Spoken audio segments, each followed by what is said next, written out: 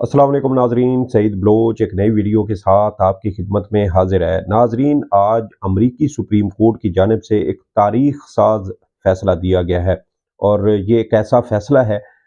जिसको अमरीका के अंदर जमहूरियत और जो वोटर्स के बुनियादी हकूक़ हैं उसके तहफ़्फ़ुज़ का ज़ामिन फैसला करार दिया जा सकता है। सुप्रीम कोर्ट के तमाम 9 जजेज़ ने मुतफ़िक़ा तौर पर साबिक़ अमरीकी सदर डोनाल्ड ट्रंप को जो सदारती इंतखाबात हैं वो लड़ने की इजाज़त दे दी है। डोनाल्ड ट्रंप की जानिब से अमरीकी सुप्रीम कोर्ट में रियासत कोलोराडो और जो दीगर रियासतें हैं उनकी जानिब से जो उनको आम इंतखाबात में हिस्सा लेने से रोकने से मुतल्लिक एक फ़ैसला दिया गया, उसको अमरीकी सुप्रीम कोर्ट में चैलेंज किया गया और अब अमरीकी सुप्रीम कोर्ट ने एक बार फिर जमहूरियत और बुनियादी हकूक़ का तहफ़्फ़ुज़ करते हुए डोनाल्ड ट्रंप को आम इंतखाबात में हिस्सा लेने की इजाज़त दे दी है। तमाम तर इख्तलाफ़ात, तमाम तर ख़ामियों के बावजूद अमरीकी सुप्रीम कोर्ट ने वोटर्स का हक़ जो है वो उसको तस्लीम किया और अमरीकी सुप्रीम कोर्ट ने मतहत अदालत का फ़ैसला कलअदम करार देते हुए डोनाल्ड ट्रंप को रियासत कोलोराडो में सदारती इंतखाबात के लिए प्राइमरी बैलेटिंग में हिस्सा लेने का अहल करार दे दिया है। इस फैसले से डोनाल्ड ट्रंप के सदारती इंतखाबात लड़ने की राह में जो रुकावट थी वो भी दूर हो गई है। तो ये बड़ा तारीख साज फैसला इसको करार दिया जा रहा है। 20 सफ़ात पर मुश्तमिल ये फैसला है और अमरीकी सुप्रीम कोर्ट के 3 जजेज़ ने इसमें इजाफी नोट भी तहरीर किया है। अब यहाँ पर हम चले जाते हैं, थोड़ा सा रिवर्स आते हैं और पाकिस्तान की सुप्रीम कोर्ट का आम इंतखाबात से पहले पीटीआई का बल्ले का इंतखाबी निशान छीनने का जो फैसला था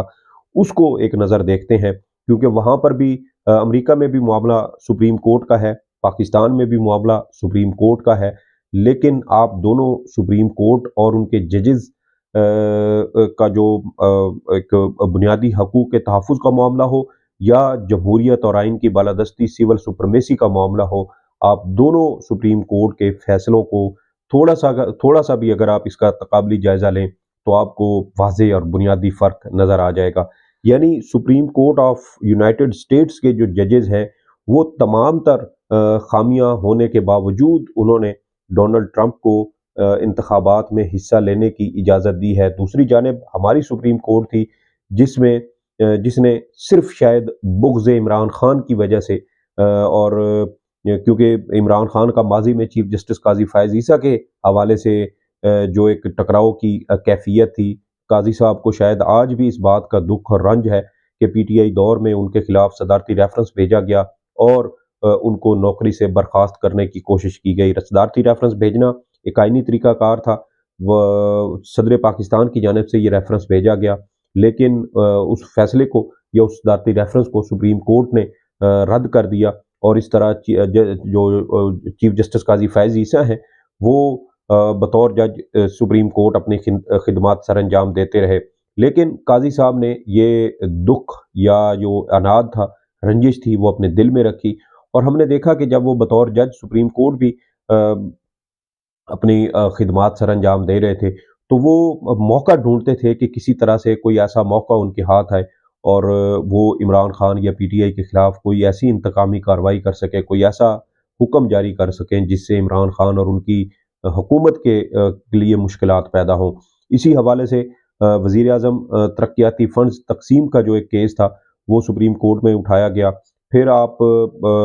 इस्लामाबाद का कन्वेंशन सेंटर में 2021 में जो आईएलएफ इंसाफ लायर्स फोरम का एक कन्वेंशन था जिसमें पीटीआई के उस वक्त के जो चेयरमैन थे और वज़ीर आज़म इमरान खान ने भी शिरकत की। इसके ऊपर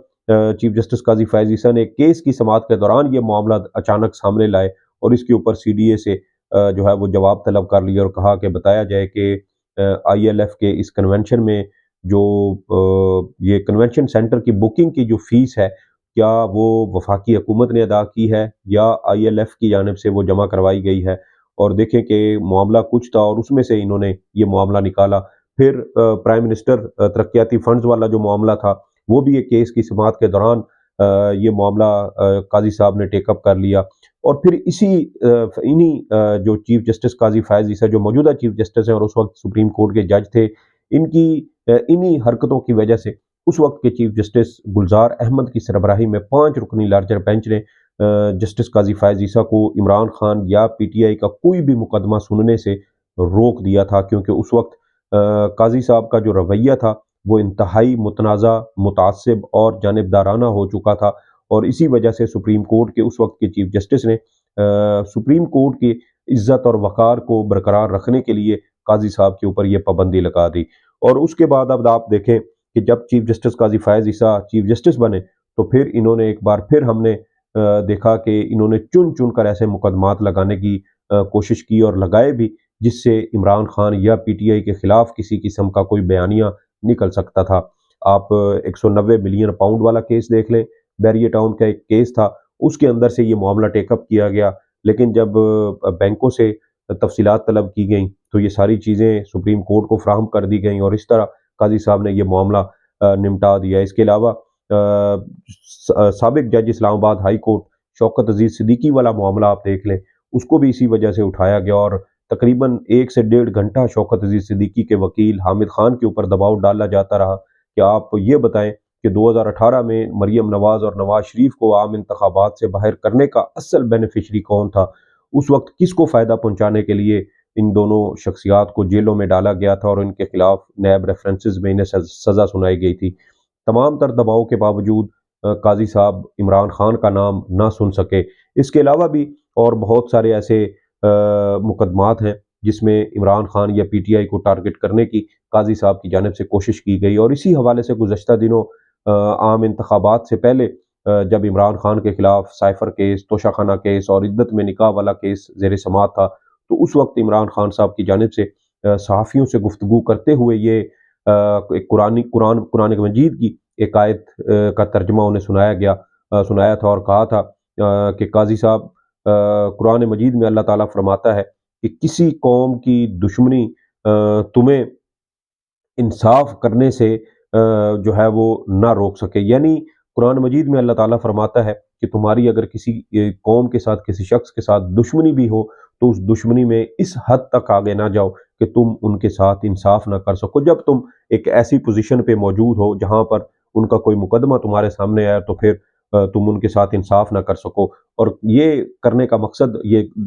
جو آیت ہے یہ سنانے کا مقصد شاید عمران خان قاضی صاحب کو یہ پیغام دے رہے تھے، کیونکہ اسی وقت آپ کو معلوم ہے کہ 13 جنوری 2024 کو سپریم کورٹ کے 3 رکنی بینچ نے پی ٹی آئی سے بلے کا انتخابی نشان چھینا، جب عام انتخابات میں محض 3 ہفتے کا وقت باقی تھا۔ لیکن یہ سارا کچھ کرنے کے باوجود بھی آپ دیکھیں کہ سپریم کورٹ آف پاکستان کا متنازع کردار اب تاریخ میں امر ہو چکا ہے۔ چیف جسٹس قاضی فائز عیسیٰ ایک ایسی لیگیسی چھوڑ کے جائیں گے جس میں انہیں شاید تا قیامت اب اچھے الفاظ میں یاد نہیں کیا جائے گا۔ بڑا اچھا اور سنہری موقع تھا کہ وہ اپنی غلطی کو درست کر سکتے تھے، پی ڈی ایم اپنی غلطی کو درست کر سکتی تھی، لیکن یہ سارے جو آپشنز تھے یا یہ جو سارے مواقع تھے، یہ چیز سپریم کورٹ نے بھی برباد کیے، ضائع کیے، پی ڈی ایم نے بھی کیے، اور خاص طور پر پاکستان مسلم لیگ نون نے بھی کیے۔ اور دوسری جانب آپ دیکھیں کہ ایک طرف ہماری سپریم کورٹ نے کروڑوں ووٹرز کو ان کے بنیادی حق کے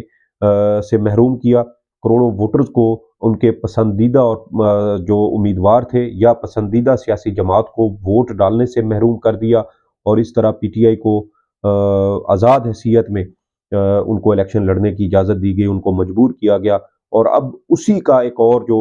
نقصان یا خمیازہ ہے وہ اب اس صورت میں سامنے آیا کہ الیکشن کمیشن نے پی ٹی آئی کو مخصوص نشستیں دینے سے بھی انکار کر دیا۔ اور اب آپ دیکھیں کہ یہ وہ سارا تسلسل ہے جو ہمیں 13 جنوری کے اس فیصلے کی صورت میں نظر آتا ہے، جب سپریم کورٹ نے آئین کا تحفظ کرنے کی بجائے، بنیادی انسانی حقوق کا تحفظ کرنے کی بجائے، عوام کے بنیادی حقوق کا تحفظ کرنے کی بجائے، حق رائے دہی کا جو ایک بنیادی حق آئین پاکستان دیتا ہے اس کا تحفظ کرنے کی بجائے ایک ذاتی اناد اور ذاتی بغض پر مشتمل ایک ایسا بدترین فیصلہ دیا جس کو شاید پاکستان یا دنیا بھر کی تاریخ میں کبھی بھی کسی بھی صورت اچھی نظر سے نہیں دیکھا جائے گا۔ جبکہ دوسری جانب آپ دیکھیں کہ امریکہ کی سپریم کورٹ ہے، اور امریکہ کی سپریم کورٹ نے تمام تر خامیوں کے باوجود ڈونلڈ ٹرمپ کو صدارتی انتخابات میں حصہ لینے کی اجازت دی ہے۔ امریکی سپریم کورٹ نے ریاست کوलोराडो کی سپریم کورٹ کا جو 19 دسمبر 2023 کا فیصلہ تھا اس کو متفقہ طور پر کالعدم قرار دیا، جس میں امریکی آئین کی 14ویں ترمیم کے تحت ڈونلڈ ٹرمپ کو کوलोराडो سے ملکی صدر کے لیے پرائمری بیلٹنگ میں حصہ لینے کے لیے نااہل قرار دیا گیا تھا۔ امریکی آئین کی 14ویں ترمیم کے تحت بغاوت میں ملوث ہونے پر کوئی بھی شخص عوامی عہدے کے لیے نااہل قرار پاتا ہے۔ اور آپ دیکھ لیں کہ سپریم کورٹ جو امریکی سپریم کورٹ ہے اس نے اپنے فیصلے میں کہا ہے کہ کسی ریاستی عدالت کو وفاقی سطح کے عہدیداروں اور امیدواروں کے خلاف آئین کی 14ویں ترمیم کے سیکشن 3 کے تحت فیصلہ دینے کا اختیار نہیں ہے۔ سپریم کورٹ نے مزید کہا کہ ریاستی عدالتیں صرف ریاست کی سطح پر عوامی عہدیداروں کو کسی عہدے کے لیے نااہل قرار دے سکتی ہیں۔ تاہم ریاستوں کو وفاقی عہدوں بالخصوص عہدہ صدارت کے لیے آئین کے سیکشن 3 کا اطلاق کرنے کا اختیار نہیں ہے۔ سپریم کورٹ کے اس فیصلے پر رد عمل ظاہر کرتے ہوئے ڈونلڈ ٹرمپ نے اسے امریکہ کے لیے بڑی فتح قرار دیا ہے۔ دوسری جانب یہ امریکی سپریم کورٹ کا فیصلہ ہے کہ وہ یہ کہہ رہے ہیں کہ جو صدارتی انتخاب لڑنے کا جو حق ہے اس کو کوئی ریاست جو ہے وہ اس پر کوئی فیصلہ نہیں کر سکتی، بلکہ یہ حق صرف ووٹرز کا ہے کہ وہ کس کو ووٹ دینا چاہتے ہیں۔ تو یہاں آپ دیکھیں کہ امریکی سپریم کورٹ کیسے آئین کا تحفظ کر رہی ہے، بنیادی حقوق کا تحفظ کر رہی ہے، حق رائے دہی کا تحفظ کر رہی ہے، اور دوسری جانب آپ ہماری سپریم کورٹ دیکھ لیں۔ میرے خیال میں یہ سپریم کورٹ کے لیے باعث نتامت ہے، یہ پاکستان کے لیے باعث نتامت ہے، اور پاکستان میں اس وقت بھی آپ دیکھ لیں عام انتخابات ہو چکے، وزیر اعظم جو ہے وہ اس ملک پر مسلط کیا جا چکا، لیکن اس کے باوجود پاکستان میں نہ تو سیاسی استحکام ہے، نہ آئینی اور جمہوری اور قانونی استحکام ہے، نہ معاشی استحکام ہے، نہ اقتصادی استحکام ہے، اور نہ ہی ہمیں مستقبل قریب میں ایسی کوئی صورتحال بنتی یا ایسا کوئی استحکام نظر آ رہا ہے۔ اور یہ سب کچھ صرف اور صرف سپریم کورٹ کے ایک اس متنازع فیصلے کی وجہ سے یہ بگاڑ پیدا ہوا جس میں بلے کا انتخابی نشان چھینا گیا، اور اس سے بھی بڑھ کے کہ عام انتخابات میں جس طریقے سے بدترین دھاندلی کی گئی اس کے اوپر بھی سپریم کورٹ آف پاکستان خاموش ہے، اور پی ٹی آئی سے مخصوص نشستیں چھیننے پر خاموش ہے۔ فارم 45 اور 47 میں جو ہیر پھیر کیا جا رہا ہے اس حوالے سے بھی سپریم کورٹ آف پاکستان خاموش ہے، اور ایک میں سمجھتا ہوں کہ یہ ایک ایسی مجرمانہ خاموشی ہے جس کا خمیازہ یہ ملک اور قوم ہمیں ابھی مستقبل قریب میں ہی